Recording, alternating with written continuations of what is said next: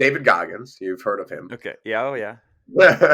He has his first 100 miler that he talked about in his first book was the 1 mile loop course in San Yeah. Diego. San Diego. Yeah. And he says that he experienced 10 years of emotion in 24 hours.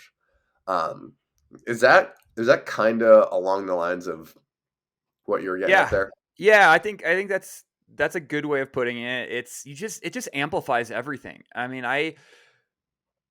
we're both dudes, right? We don't always express emotion well. I know I don't mean to speak for you, Sean, but I'm going to kind of take the generality that you're a ex collegiate football player and athlete, and like I'm a athlete and a guy, and we don't always express emotion. And I find that really long races break down those barriers for me, and so I can feel, I can express, I can tell people things that like I'm usually very controlled and guarded during my day-to-day life because everything is somewhat calculated, but the calculations during mile 80 of 100, it's kind of just a free flow of thoughts. And so Yeah. it's for me, it's like not only am I feeling a lot, but I'm sharing a lot, and I'm telling my wife and I have this conversation is that like during a race, she crew chiefs me, and she's like the absolute world's best crew chief because she can like keep me on track. She knows if I need tough love, if I need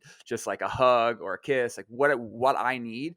But I'm also like she keeps telling me, she's like, I love crewing you because this is the one time that like you're over the top telling me how much you need me and sharing your feelings and thoughts. And so it's like it's so interesting that yes, I am feeling all this, but I'm also the boundaries of like being guarded as a male and whatever are taken away. And I tell people I love them, and I thank them profusely for being there and support me. I cry, like I celebrate. I just you feel everything and you share everything. And this is I I love that aspect of it that people, if you spend a time on my crew, like you'll know how I feel about you, and there's no holding back that like how much I love the people that are there supporting me, how much I appreciate it. Like I'll cry like a baby at the finish line. I'll feel everything in between. Yeah, man.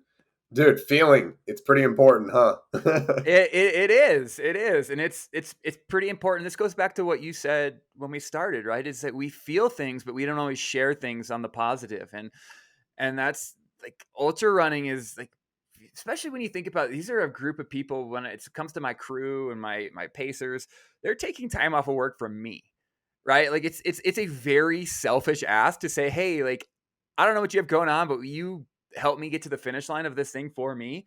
It's kind of a selfish ask, and having people willing to be like, hell yeah, I am there, without even thinking twice about it, then you know that like one, you've created a community of love and respect, and people are like want to be a part of it. But you've shown them in the past that like I truly appreciate this thing that you're doing, and then Yeah. you're giving them an experience back out of it too that they might not otherwise have and want to be a part of. So it's I can't speak highly enough for the experience of ultra running, for the experience of the community of ultra running, and I'm so excited that you've experienced it now. I feel like interviews with people that have experienced it are different than people that Yeah. haven't, because you get it now. And whoever's listening to this, like whatever, it doesn't have to be 100-mile race, whatever your ultra is, right? That could just be a metaphor for that really hard thing you want to do in your life that you need help to do it.